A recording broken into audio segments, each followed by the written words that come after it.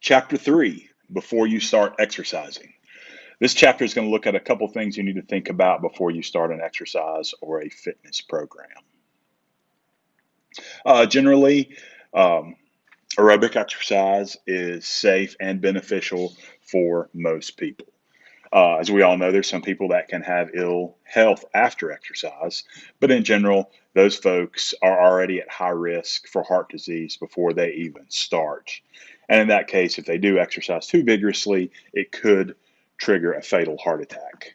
Um, and again, it's very rare. About 6 out of 100,000 middle aged men do die this way each year, but usually those people are sedentary, over age 35, and they already had some heart disease risk or high risk before they exercised too hard for their current fitness level.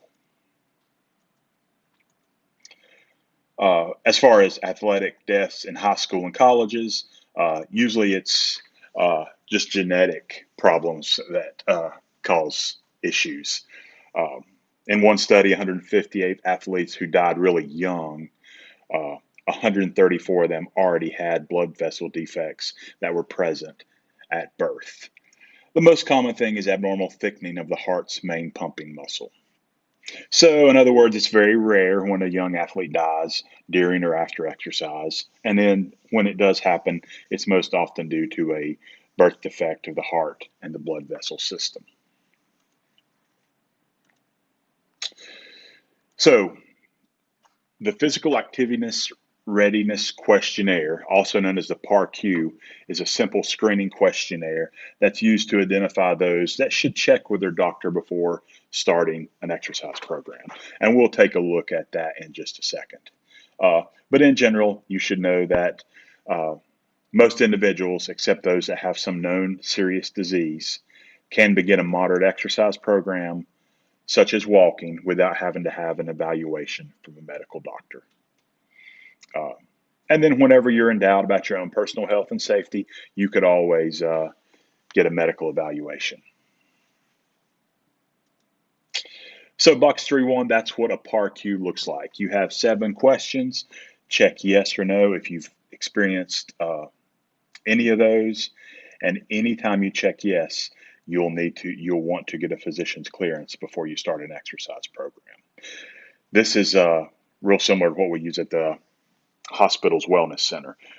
We have new members come in, they fill out one of these, and if it's something, if they check yes to something, we ask that they get a doctor's referral before they become a member.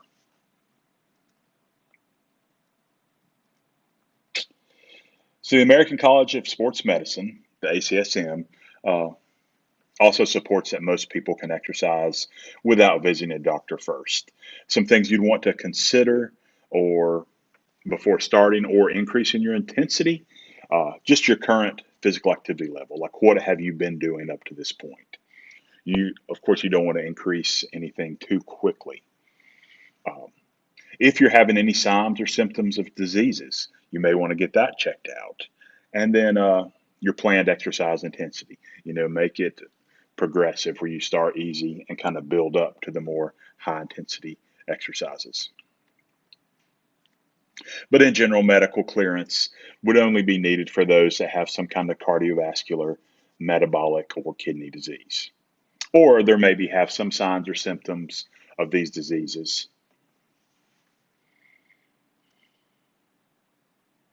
A couple of the major signs or symptoms. So if you're having any of these, you want to get medical clearance before you start an exercise program. So first we've got if you're having pain in the chest, neck, jaw, or arms, anything that could be related to potential heart disease. If you're having shortness of breath at rest or when you're sleeping. If you get dizzy or lightheaded very easily. If you have swollen ankles, no apparent reason, your ankles just start swelling. If you get pain in the leg muscles when you walk. If you have unusual fatigue or shortness of breath with your usual activities. So suddenly things you have been doing on a regular basis start making you really tired or short of breath. That can be a cause for concern.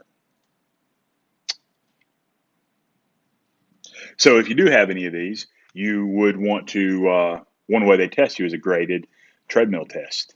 Um, Basically, they hook, as you can see in the pictures, they hook electrodes up to you and a heart rate monitor and have you walk. And they just watch your heart and your heart rhythms to see if they notice anything abnormal.